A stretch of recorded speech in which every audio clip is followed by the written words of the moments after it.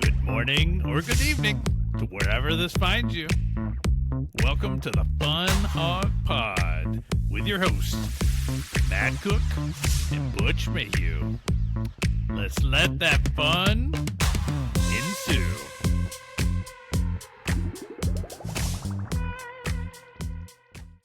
Welcome to the FunHawg Podcast.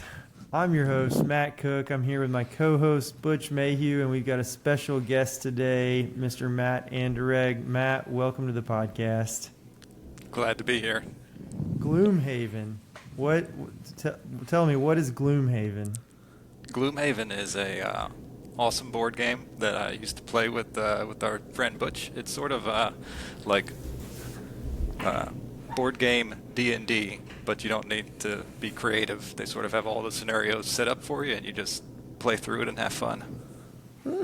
How long Lots does a of game fun. of GloomHaven take?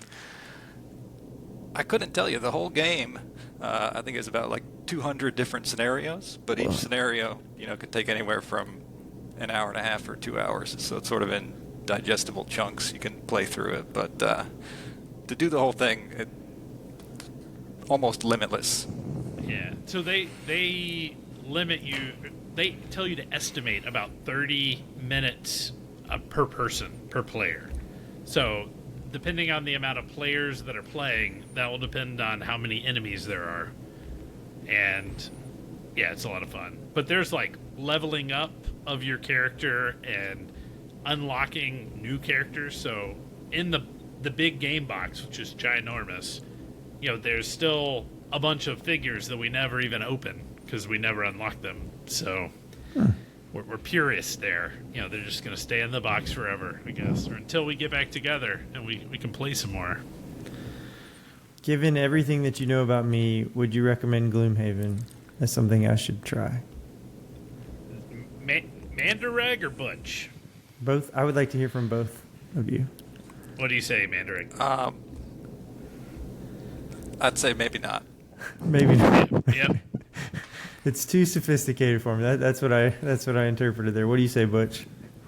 I would say if you did go down the rabbit hole, you'll probably get through about 10 scenarios and then you'll be done.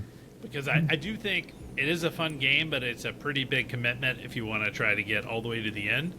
But there is a digital version, which is, it goes a little faster and it does a lot of the setup and stuff for you. So you're not having to like build this dungeon scene out of like cardboard placeholders and put the doors in all the right places and like control the monsters. So if you're playing like on a board game, there's algorithms for all the monsters that you have to like follow. Whereas like if you're playing the digital game, Does it for you? it does it for you. So Yeah. it's kind of like the easy way out.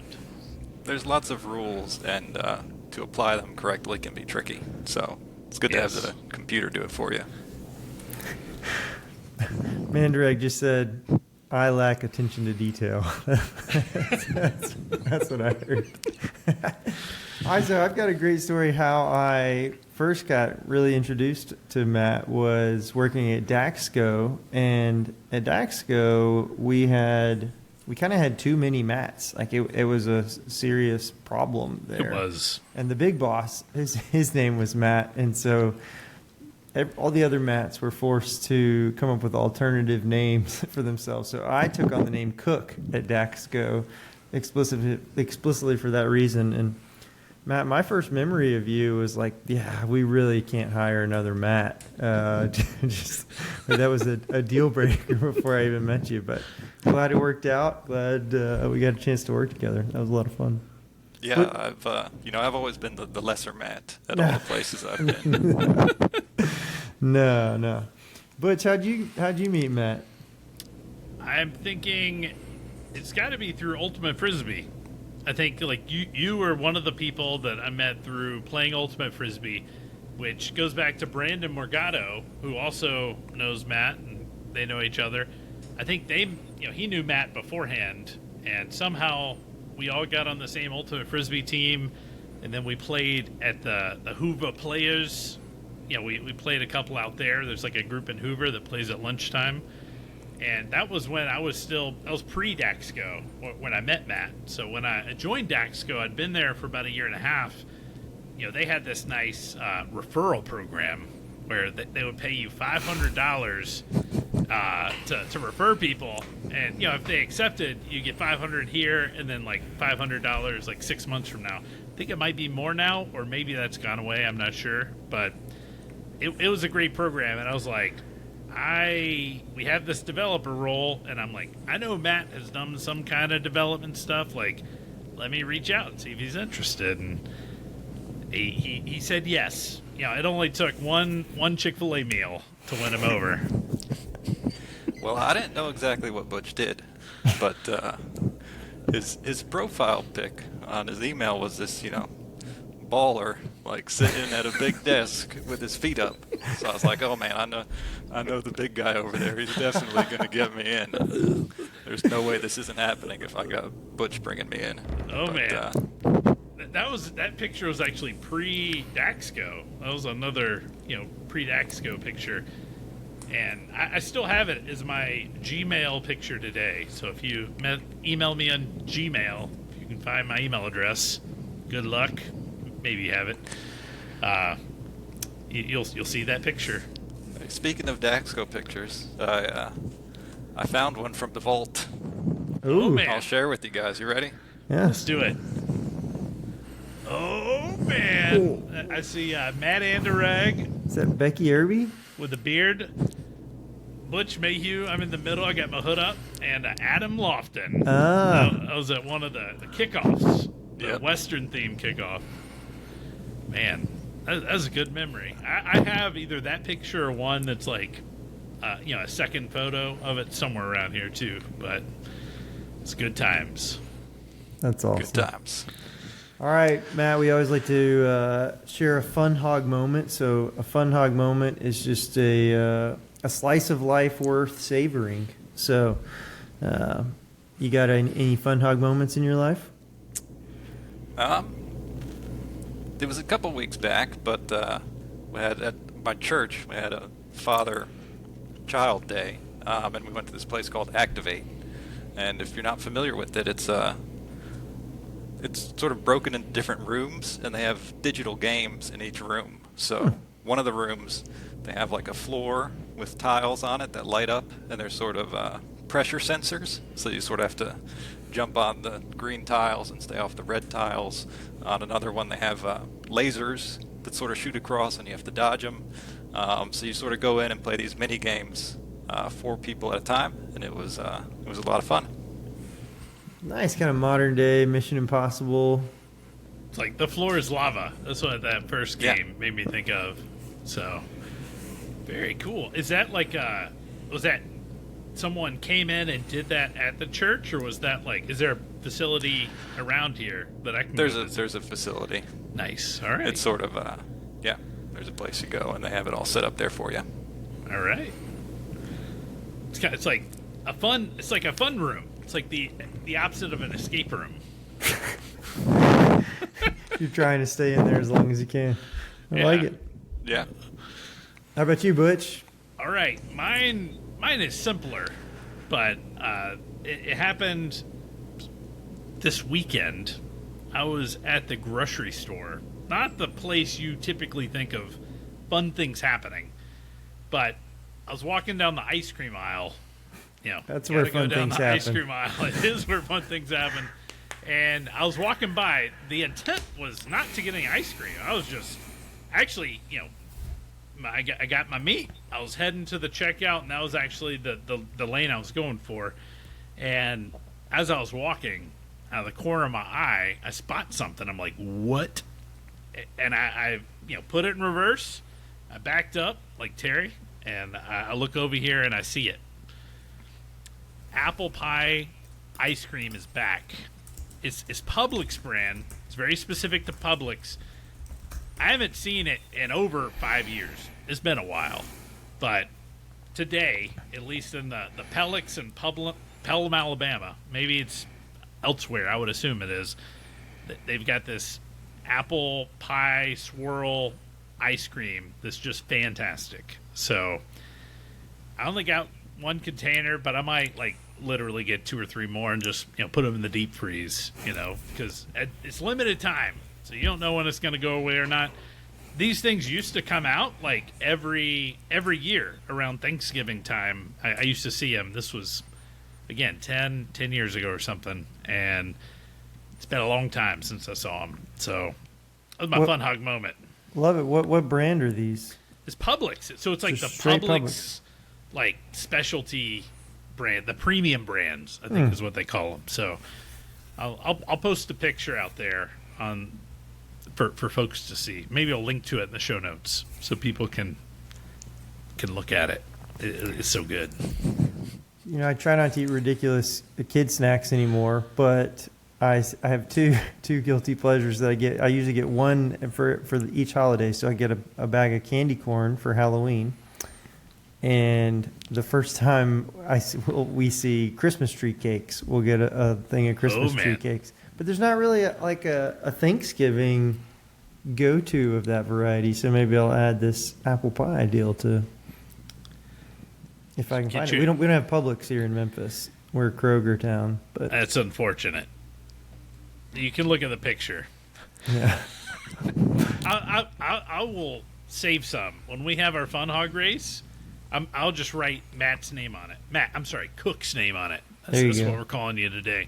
We'll write Cook's name on it. I'll put it in the deep freeze, and when we have our FunHawg 5K, I'll bring it to you. You can pick it up, or we can just savor it. Maybe that's what we have at the finish line. Well, yeah, I like it. It's right there at the finish line.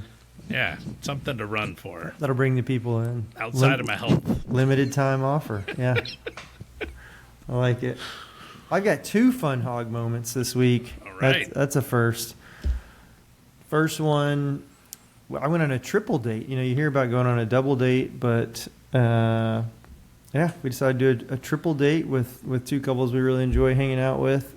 And it was a lot of fun. We went to a fancy restaurant in downtown Memphis called Amelia Jean's. It was fabulous. They had all kinds of delicious and rather unusual preparations of food. So we had this crazy sweet potato thing. I don't even know I don't have the food vocabulary to describe it, but it was amazing. And I tried some octopus, actually. So I was branching out, and then our main event was MJ the Musical. So Orpheum's a theater here in Memphis, and MJ, Michael Jackson. It was incredible. I'm so enthralled with the entertainers, just how much effort they put into just mastering their performance, and it was just an incredible performance. So that was a lot of fun. So. And then the second one, my youngest son Tucker was playing baseball. So this was his first baseball game of the season, and he hadn't played the last couple of years, so we weren't sure is he going to have fun doing it or what. But it's coach pitch, and the kind of first couple innings, everybody's just kind of running around. I think it was like 4-4, but then in the last inning, the other team scored 5 runs, so they were up 9-4. It's like, oh man, he's going to be really sad, that they lost. And sure enough, his team comes up to bat in the bottom of the inning, and just everything's working. We're bringing runs all around. Woo. And then the kid right before Tucker, he gets up to bat with 1 out, and he strikes out. And so now Tucker comes up to bat. Well, what's the score at this point? It's 9-8. So we're down by 1, and Tucker's up to bat. There's a runner on second. Scoring position. I know. It's really, it's a good tense moment. And he smokes one down the third base line to bring in the tying run, which was incredible. And then the very next batter hit a line drive to the outfield, and so he came home and got the winning run to go 10-9. So I think he's pretty sure he's going to the World Series. His baseball career is really taken off. But it's just so fun to see the kids celebrate, come from behind win there. That's a Nice. big comeback. Did they all mob him at the plate? Yeah, they were running around like crazy people. So good. What's the go-to snack drink after the game nowadays? Like back in my day, it was like High Seas in the box. Yeah. Or Capri Suns. Yeah. Capri Suns are so good. They're Gatorade pretty consistently, though. Sounds expensive. Nice. Awesome. Well, introduce the word of the week for those that didn't hear the spin of the wheel. It was a question mark. It was a mystery word. But the word is sink. Like a sink in your house that collects water or that water flows into or where you do dishes. Anybody have any sink stories? Well, first off, why was this a question mark word? Like, I feel like that's a gap that's just been Fair. That's fair. Everybody's been wondering about for 2 weeks now. So, what is this? 4 weeks, 8 weeks ago? I was a while ago. Matt Anderegg, he emailed into us. We missed his email. I felt bad. We eventually got it. It came to us after he forwarded it to me again, and we read it.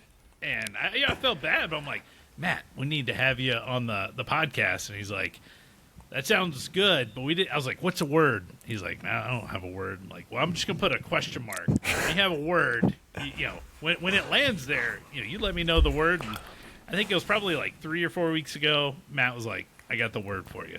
It's sink. I'm like, all right. So there it is. Okay. But so Matt apparently has a really good story for us. I don't know if I have any good stories, but I figure everyone's got one. Yeah. There's multiple meanings. You can take in multiple different directions. So. Well, yeah. I'll go first. I'll start it out. When I think about sink, I think about doing the dishes. Everybody, if you're doing the dishes, it's more than likely over a sink. Maybe you got a dishwasher, but you gotta rinse it off. You gotta clean things and whatnot. Well, that's a question. That's a question I was going to ask. I know you guys are not. You don't shy away from controversial topics.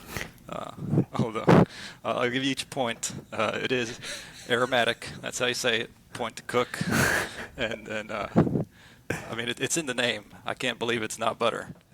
Not butter. not even close. So that's point to Butch. But man, there's some deep cuts there for episodes like 2 and 8 or something. Yeah. Do you rinse your dishes before you put them in the dishwasher?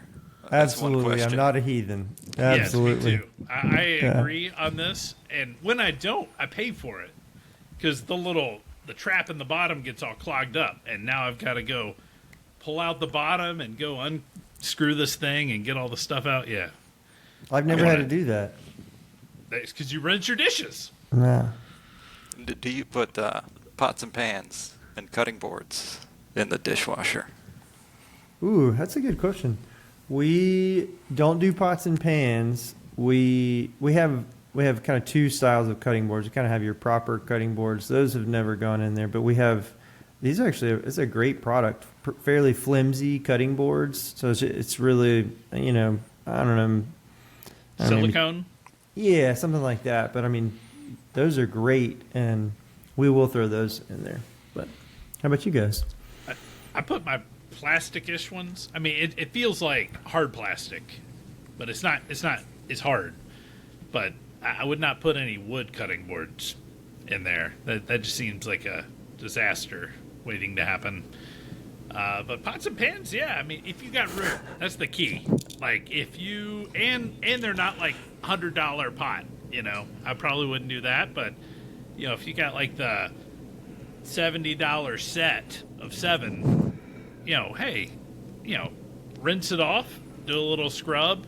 There's a little stuff out there. Just put it in there. Let the dishwasher do its washing. Matt, you're shaking your head. That's the wrong answer. I thought we're okay with controversy here.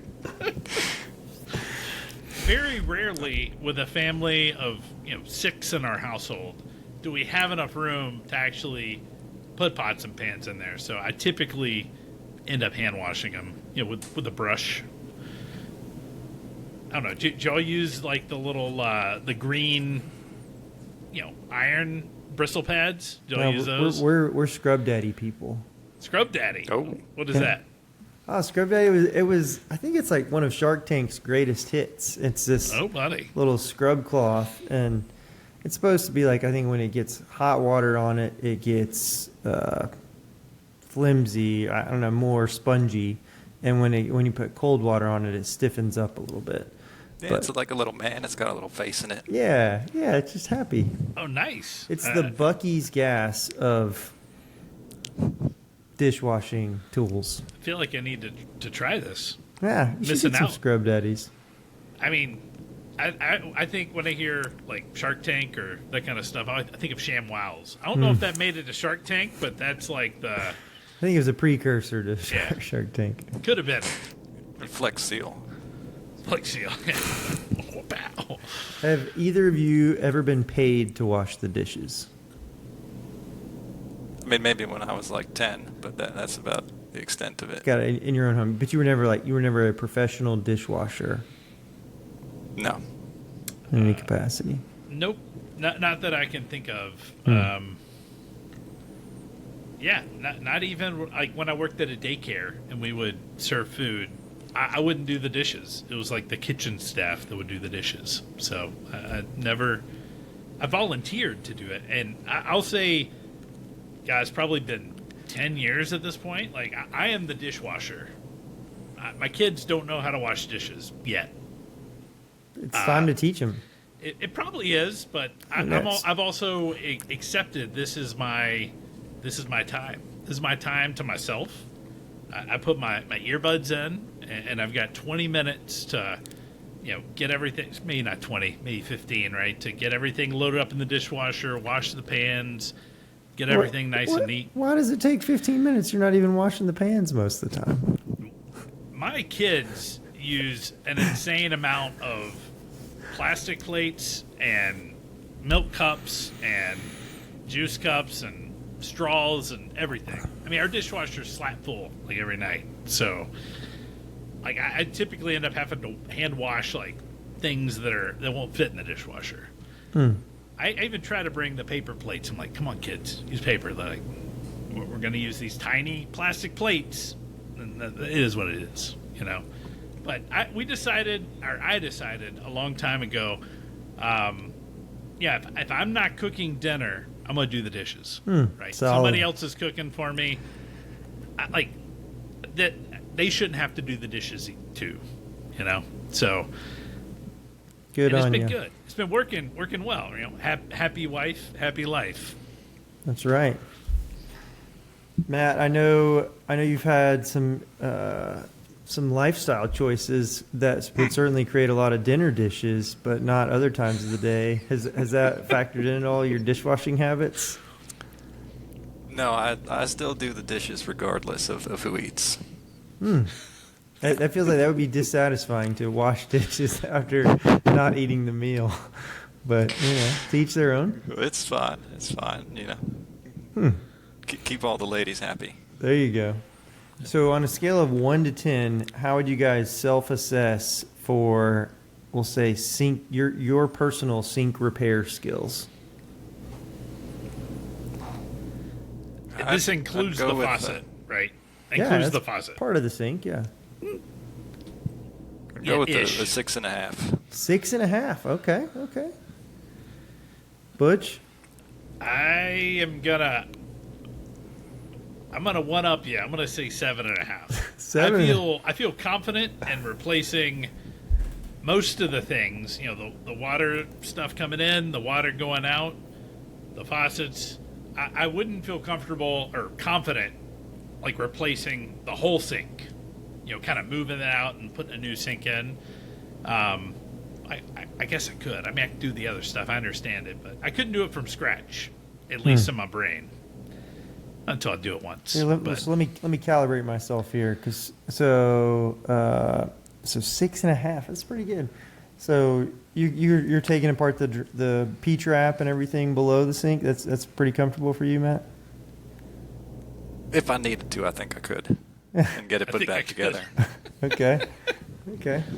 Butch, how about if your disposal's out? Are you messing I've with that? replaced 2 disposals. Okay. Disposals are easy because it's just a couple nuts.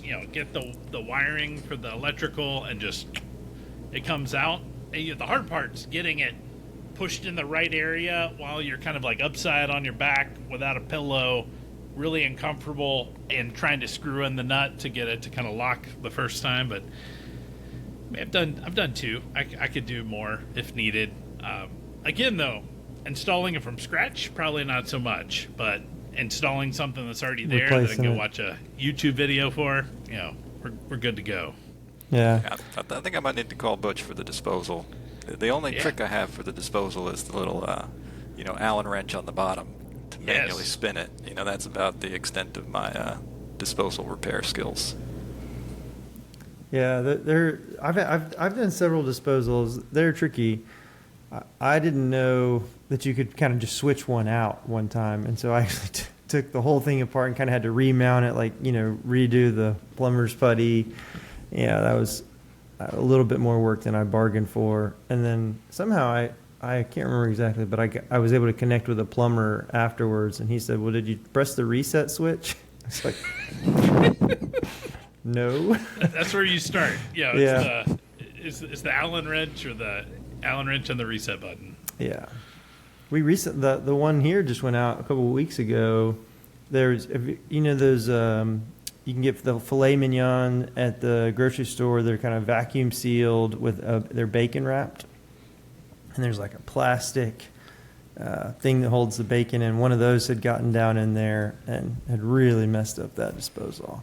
So I had to replace it. It gets real loud and stuff when you turn it on. Yeah, it's no fun. It had actually disconnected the spinner complete. Like I don't know what the actual terminology is here, but it was disconnected completely. So yeah, it was not good. Wild. Well, while we're on like sinks, I was talking to my kids at dinner. I was like, "Hey, here's the word sink. Do you have any sink stories?" And one that I had kind of forgotten about was, I guess my youngest son enjoys. He says the best water in the house is my oldest son in his room. So he calls it Lucas water. It's his name.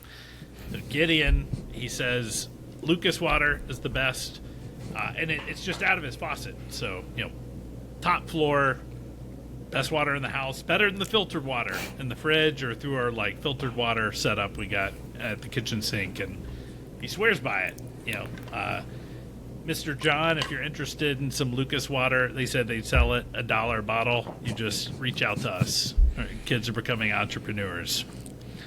He's one of the faithful few listeners. So $1 bottled water from the top of Butch's house. Yep. From Lucas's faucet. That's the key. He's got a faucet right next to his room. So Lucas water. I don't want to know what's in that faucet. The kid, I don't know. Like in his bathroom, or is there just a random faucet? Yeah, okay. In his bathroom sink. All right, so we've got like a nice, bathroom, and then there's like a shower and restroom kind of connected. There's a fancy name for it, but that's what we've got upstairs. But, Jack and Jill. Jack and Jill. Yeah, there you go. I think that's right. At the risk of sounding too fancy, I actually counted the number of sinks in my house. And anyone want to take a guess? Ooh, yes. I'm going to go with 7. 8. 11. 11. Are we counting like kid sinks? Yes, we're counting like a double sink counts as 2. Okay. But not like toy, like... No, these are all sinks with running water. Wow. That's a lot of sinks, Matt. I know, I didn't think we had that many. Man. I wonder if that's like a better metric than, bathrooms for a house. I mean, how many sinks do you have, though, right? Like, so... Do you count like the double bin in the kitchen? Do you count that as 2 sinks or 1 sink? I don't have a double bin, so it's not a problem. Wow, but oh, jeez. But that is 1 sink. Now Mind is blown. in the not bathroom, everybody lives there's at the 2 country sinks, club, Butch. double Each bin sink has its own faucet. You could also do a faucet count. I guess that could be another one. Man, and you're not counting like bathtubs, which are really just big sinks, right? No, bathtubs does not count. Okay. All And right. we have like a sink in the garage. Hmm. There's like a Well, wet bar utility. sink. There's a couple double sinks in bathrooms. Kitchen sink. Living the dream. Yeah, I think we got more sinks than bedrooms. I think most people would have more sinks in bedrooms if I had to guess, but maybe. I don't know. We're probably America's a bougie sink country, surely. I mean, relative to the rest of the world. I asked my kids about what I told them, hey, we got the sink episode. What can you talk about tonight? I'm going to go with it just because that's what the kids want to hear. But they talked about literally sinking and wanted to hear what's the closest you've ever been to drowning. Oh, man. I have a story. Let's hear it. I was too young to be at the lake on my own, but I was at the lake. There was a knee board there, so this is kind of like you strap your knees on and you kind of sit down and you get pulled by a boat. And I decided, let me get on that and like strap my knee together. And I turned over. I mean, I was young. I knew how to swim and kind of stand up, but there's nothing I could do. I was kind of locked in here, and somebody came and got me. I just remember being real scared, and I'm thankful there were people there to save me. But that was my almost sinking story. Well, we're glad there were people there to save you too, Butch. Me too. Yeah, Matt? I think mine. I used to do a lot of whitewater rafting with my dad when I was younger. Probably early 20s. There were a couple times there. You sort of fall out, get stuck under the boat, feel like you're never going to come up. You're just sort of being tossed around and recirculated in the rapids. Man, it's wild. Don't go whitewater rafting that much anymore. Yeah. We have kids now. Sort of like skydiving. Get it out of the way while you don't have people that depend on you. Nice. Where did you go, like, whitewater rafting? Is it here in the south or up north or? All over. Nice. The time I'm thinking about, we were in West Virginia, and it's called the Gauley River, and it's probably like one of the biggest rapids on the East Coast. So it's serious. They have people do die there every year, probably a couple. So it's not a joke, but we've been up in Maine as well. So Nice. How about you, Matt? Yeah, I couldn't think of a time. I mean, I learned to swim really young. Surely I had some times where I got out in the ocean a little bit too far, but your story, Matt, really reminded me. Old Jason Benton took us whitewater rafting. Took a group of guys somewhere in North Georgia, Clemson, North South Carolina, North Georgia, somewhere around there, and we went through this. It had rained a lot, and so we were like right on the. I'm sure you know about this, Matt, if you've done a lot of whitewater rafting, but we were right on the precipice of like kind of too much rain. Was making it impassable, but we were allowed to go. But right at the very beginning, we were told, "Hey, this is the section you just absolutely cannot fall out. Like, don't do anything crazy." And I was riding in a ducky, which is like the little kid boat, that's like super safe and, just a rubber kayak basically.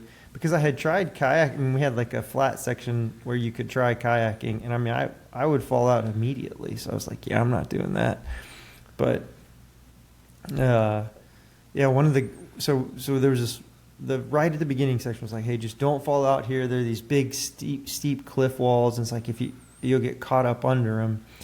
And I mean, so I think I was like maybe the second or the third one to go down this, and I was in a ducky with somebody else, I'm pretty sure.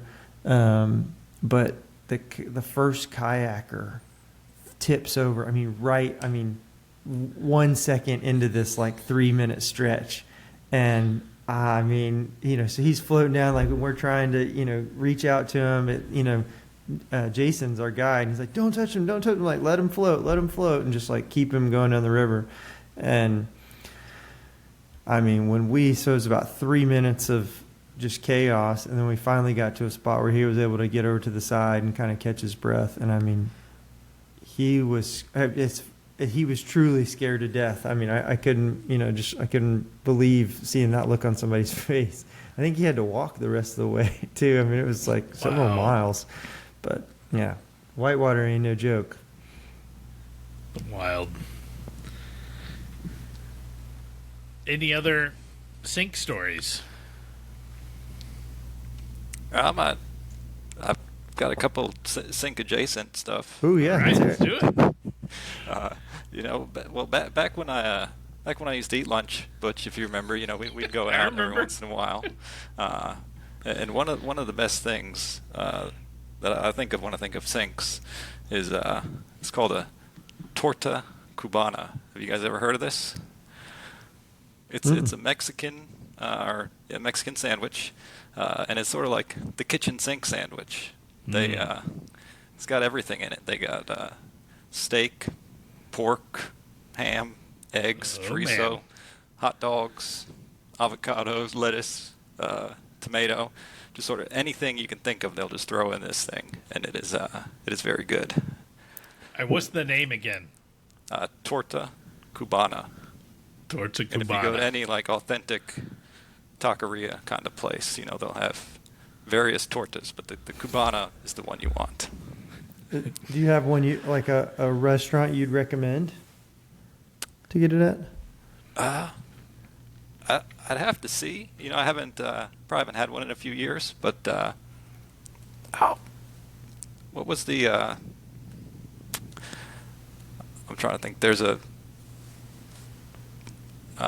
supermarket on Green Springs. Do you remember what that's called? Pueblo. Mi Pueblo. Yes, they got the little deli in the back. They'll make you up a solid. Nice. Now, did I hear you correctly? It's been a few years since you've had lunch. I mean, I have lunch every once in a while. Okay. Yeah. We had lunch 2 years ago for your birthday. We went to a taco place. Yeah. I remember that. It was nice weather. We sat outside. When I thought sinks, and you're like, I got a sink story. Oh, we used to eat lunch together all the time. I thought you were going to talk about that pizza place where they had the sink at the front. Do you remember this? Oh. Yeah, they had a build your own pizza, except you didn't build it. You just told the people behind you what to do. I forgot what it was called, brick oven pizza or something in Vestavia. Yeah. And this is where we'd go on our dates. That's what we call them. I mean, our mandates. And we go in there, and the first thing is they got this like nice place to wash your hands before you order. And it's sort of like 2 holes in the wall, and you just put your hands in, and a little robot comes out and washes them for you. I mean, it was fancy. It was bougie. But I don't know. I always thought of that. Like, it's not like a real sink. I mean, they kind of did have a sink because the water went somewhere. But those are some good times, some good pizzas. So.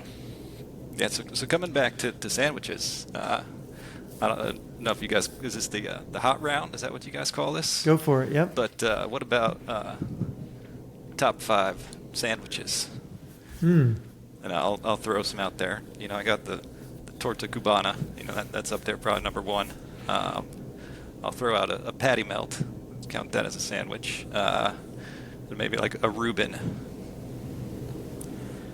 I'm gonna add Philly cheesesteak. That's what I was gonna add. Yeah, that's at the top of my list, I think. And a hamburger, that's a sandwich, right?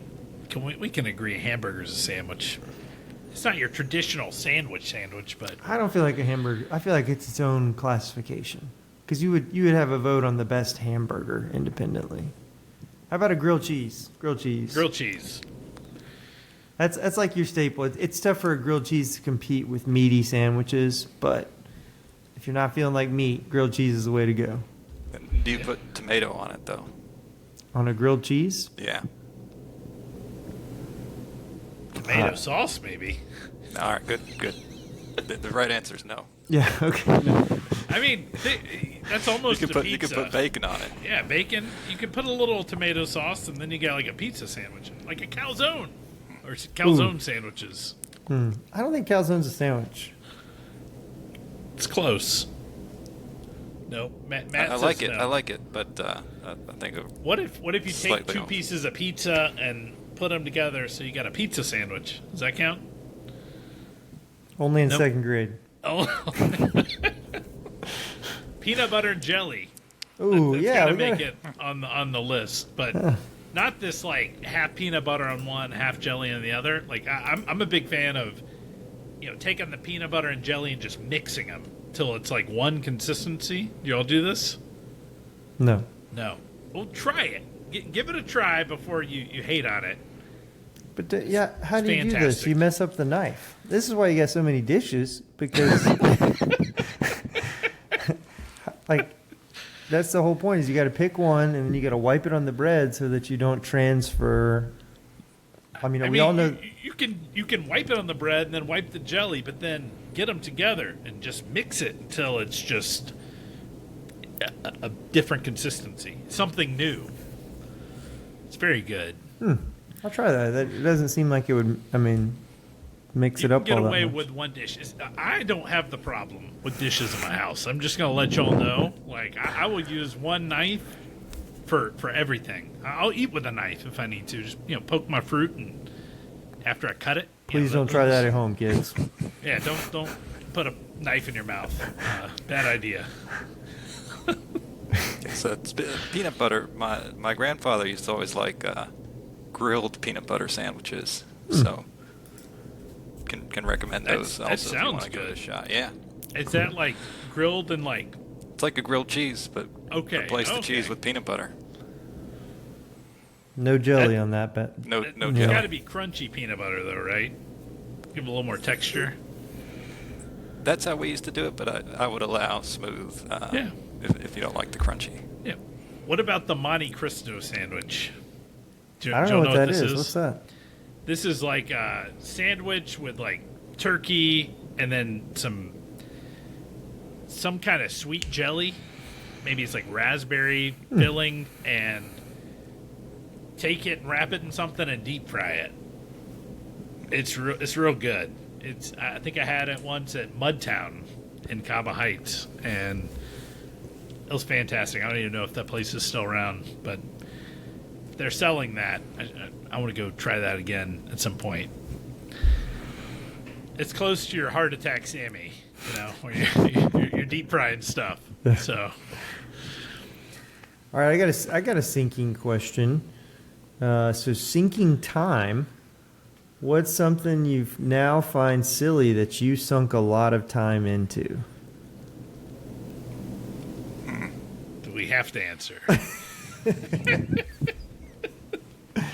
I'm gonna pick something that I know both of you have done, because I really went way down the deep end of this one. But the game Hearthstone, man, I was addicted to it at one point. I mean, I would play all hours of the night until 3 in the morning when I needed to get up at 6 to go to work. And I mean, that game it had the setup, it took about 5 to 10 minutes to play a game, and you built your own custom deck, and you kind of worked through this progression of it, and it was so satisfying to win. You just wanted to stay on these streaks and kind of keep moving up, and then it was very disheartening to lose, and so you couldn't go out on a loss. And I just got into a bad cycle and sunk way too much time into that game.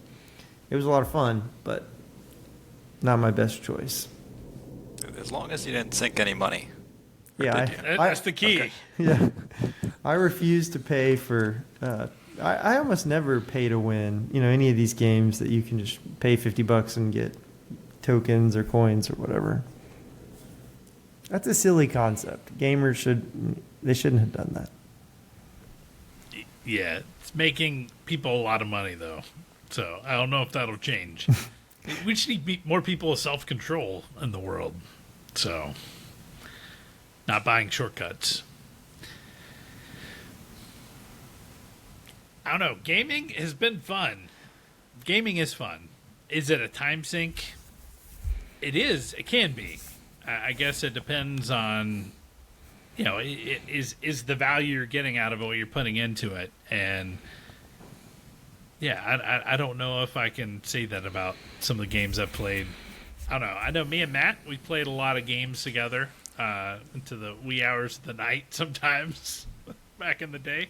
Not recently. We've been on this wake up early schedule, so getting an early bedtime is better. But it doesn't have to be games. It could be anything. Yeah, I also think it's better to be playing games at least with somebody. You guys were building a little community. I was just hanging out with nobody on the internet, Yeah, I would probably say, just scrolling social media. That's one I think everybody can probably relate to, right? Everything is trying to grab your attention, and, just don't open that. Spend your time listening to a book or reading a book, for that matter.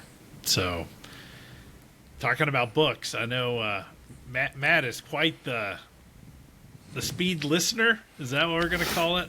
You don't read books, but you listen to them, which counts. Yeah, I think so. Yeah, I listen to books. Yeah. Usually about 1.8 or so is where I listen. Yeah. He's Speedy McSpeederson down here. Yeah, get through an episode of the FunHawg podcast in about 40 minutes.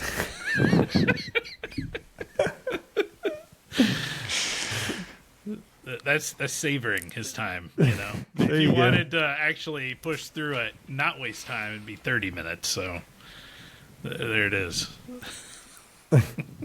I like it. So 1.8, did you have to train up to that? I don't think I could listen to something on 1.8. Yeah, just start at 1 and just slowly bump it up. And eventually you go back and it just sounds real slow. Once you go fast, there's no going back. Now, when you're listening, are you fully immersed in that, or are you doing yard work and kind of around the house type stuff? Usually I'll probably just be in the car or running is generally when I listen to the books and podcasts. What book you listen to now? The one I'm listening to now is called Words of Radiance. It's part of a high fantasy series called the Stormlight Archives. By the author's name is Brandon Sanderson. And the fifth book in sort of the set of 10 he's planned is coming out in December. So I'm re-listening through the first 4. And this is the second. And each book is about 45 or 50 hours on the audiobook. So. Wow. So I don't listen to a ton of audiobooks. 45 to 50 hours seems like a lot. 1.8. There you go. No, it is a lot, but yeah, you can. I'd say each one maybe takes 2 to 3 weeks maybe to listen to. At 1.8, with a lot of car at rides. 1.8, sort of in the car, and and a lot there. of runs. So Yep. you've sunk a lot of time into audiobooks. Is this time well sunk? I think so. Yeah. I don't know that I'm always like for any media, like whether it be like movies or books, I sort of enjoy it while I'm listening to it, but 3 weeks from now, I don't know if I could, give you specifics about the plot or like quotes and stuff. So it's more of like a in the moment enjoyment and not like a stored in the long-term It's not storage. a savoring. It's just an enjoying. Mm-hmm. Yeah. Nice. Sometimes they come back up later. You connect with a character or you kind of think about something. Yeah, Matt, you've been reading any books or listening to any books? I have. Ooh, this is what I've been at today. I have it right here on my desk. It's you see that? The Small Business Startup Kit. The Small Business Startup Kit, a step-by-step legal guide. So, I started. You got some legal troubles? No troubles. But started a company in January, and that's going really well. And so, just hacking through taxes and LLC stuff and all that kind of jazz. So, It's actually it's a great way. We talk about unknown unknowns, and it's just books are such a fantastic way. You have a fairly linear progression through a topic like business, and it's just really nice to be able to thumb through and kind of get a little bit more sense of even concepts that I would like to research. Deductions that are available to business owners, things like that. So it's a little bit boring and nerdy, but you only need 10 pages a day, though, right? That's right. Yeah. So 75 hard, going well. Yeah. I'm cruising through my books now. It's so funny how just trying to read 10 pages a day, once you sit down, you're like, oh man, I'm really enjoying this. I'll just keep reading. So yeah, going well.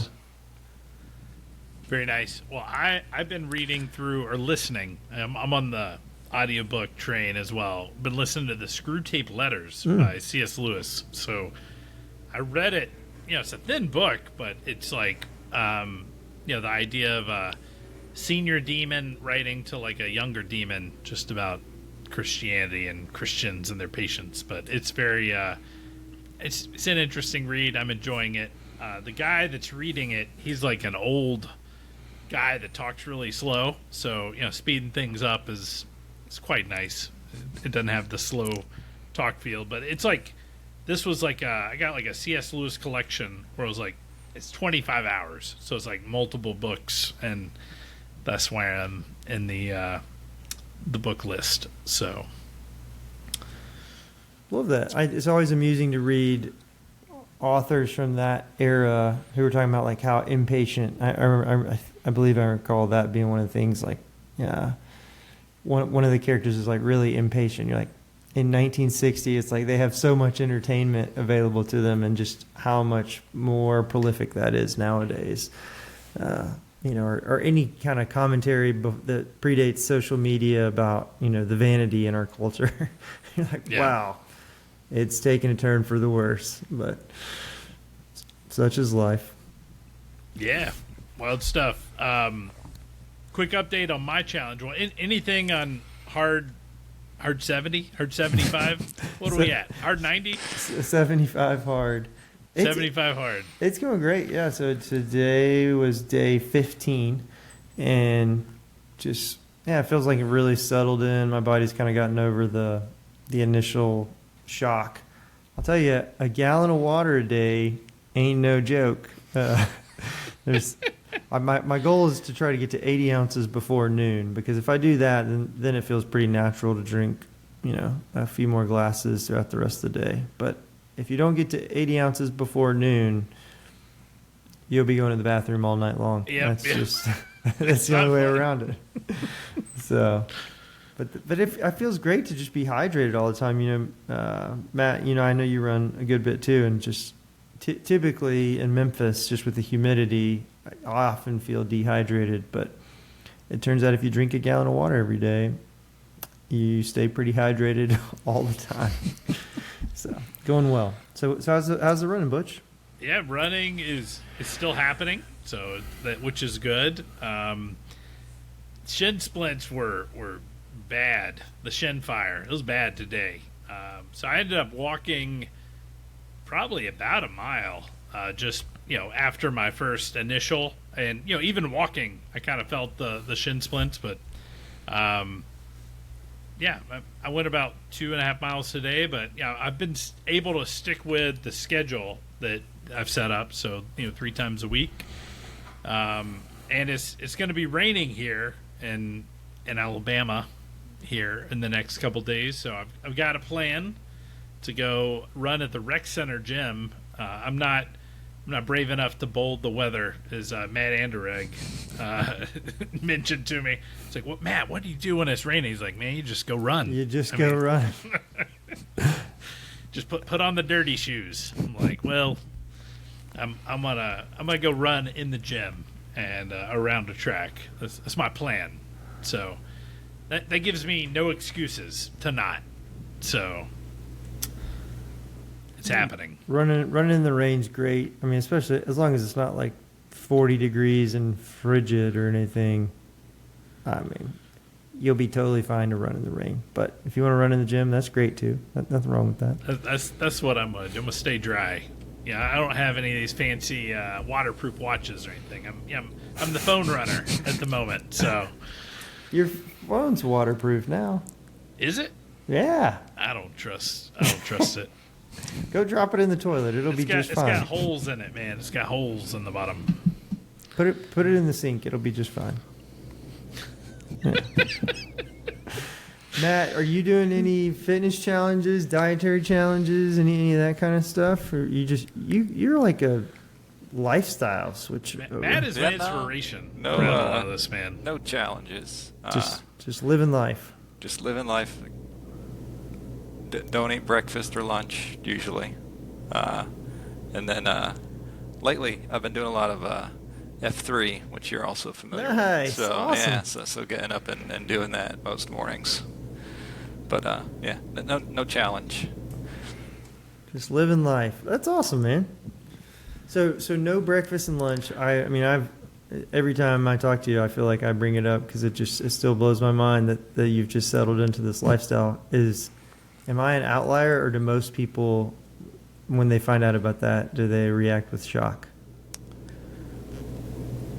Oh, it doesn't come up that much usually. Yeah. But I think maybe most people are surprised, but it's I don't mind. I don't have to go sequester myself when other people have lunch or anything. I can go and sit and enjoy the time with people, and don't mind doing the dishes. So it sort of works out. Yeah. For like family rhythms, has your family like gotten like aligned to that, or do they kind of follow a more traditional meal schedule? No, that they are not aligned. They follow a traditional. So you say do the dishes. So are you doing the dishes like after breakfast and after lunch and after dinner? Usually, yeah. Man, maybe that's my problem. All the dishes just pile up until after dinner.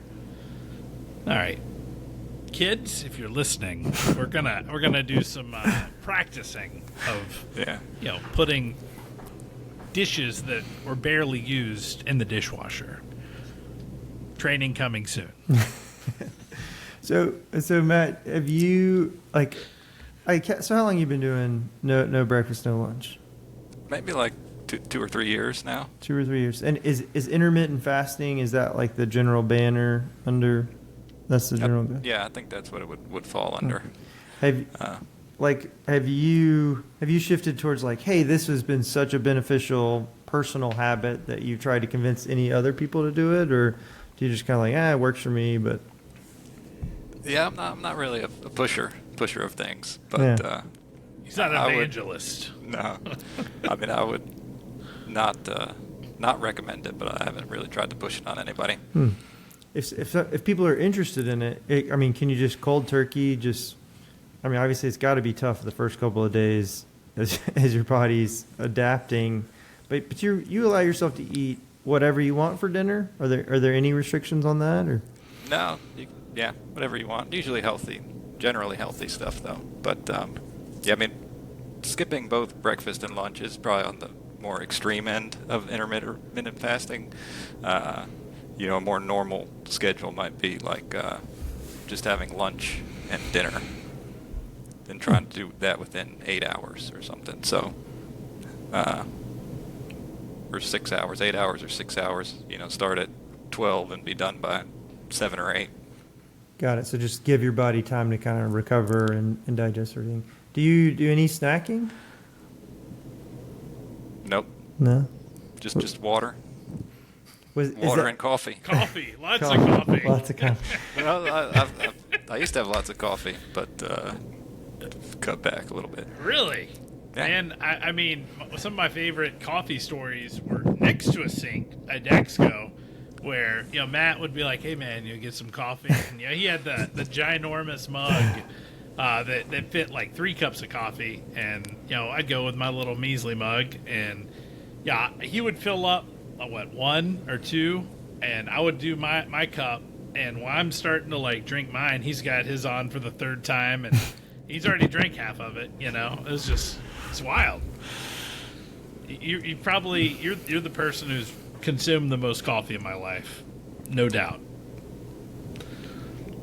I believe that. All right. He doesn't deny it. Are there any drawbacks to your schedule that you've come across, or? No, I mean you just got to get over the hunger a little bit at first, But being hungry isn't necessarily bad. Is it now just like completely automatic for you, or do you still have you just never at like noon feel like, oh, I'll eat an apple or something like that? Is it a sense of like denying yourself, like you have a strict rule set, I refuse to, or is it just now just kind of your personal preference? It's just sort of personal preference. Yeah. That's awesome. I admire it. I think about trying it. I definitely skip breakfast a pretty good bit, just naturally. But the idea of not having it available to me, that doesn't seem good. Making life choices. Over there. So one last question, and I'll move on from the intermittent fasting. I've always been fascinated by it.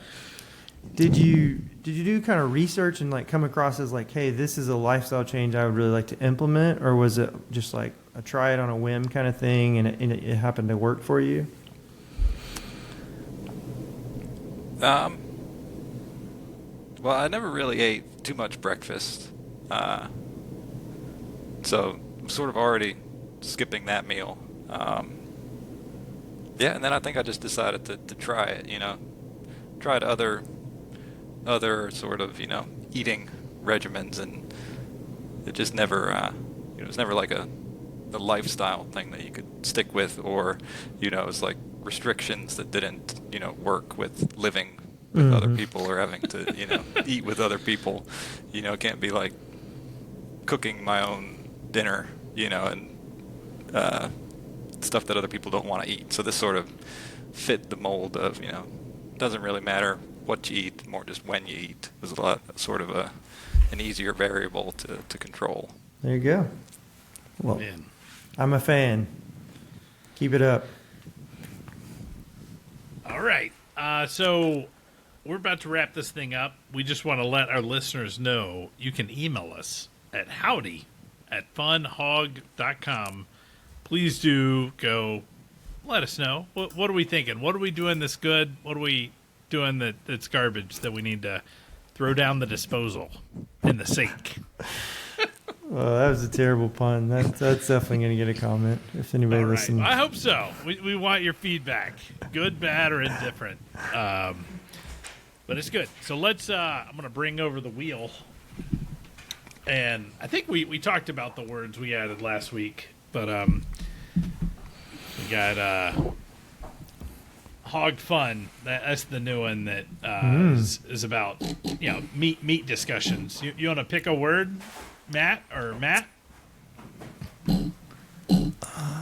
going with a double word. I'm going for razzle dazzle. Razzle dazzle. I'll go for plush. Plush. All right, here we go.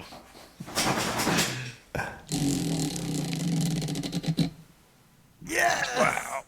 Wait, no, I don't know, man. I think that's either at Razzle Dazzle or Epic. Which way do you want it to go? Which way?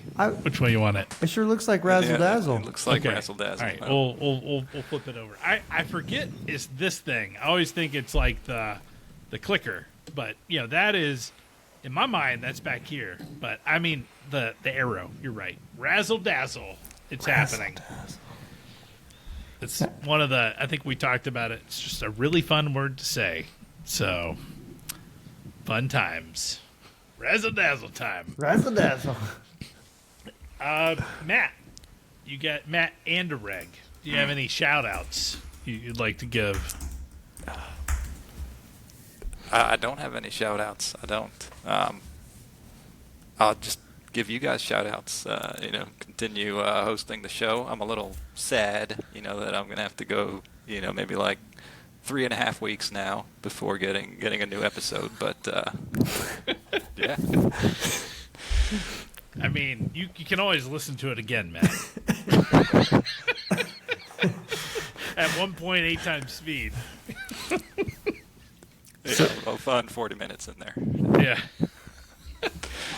in the middle of your 50-hour books. So, awesome. Well, we are super happy you were able to join us, man. It's a pleasure just having you on here, and yeah, just bring in the fun, and we're gonna kick it out.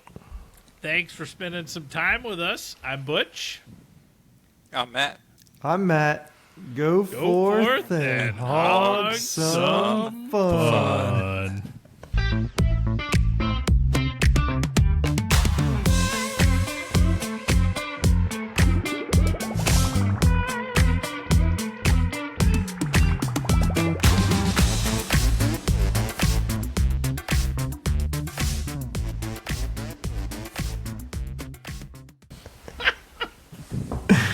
So good.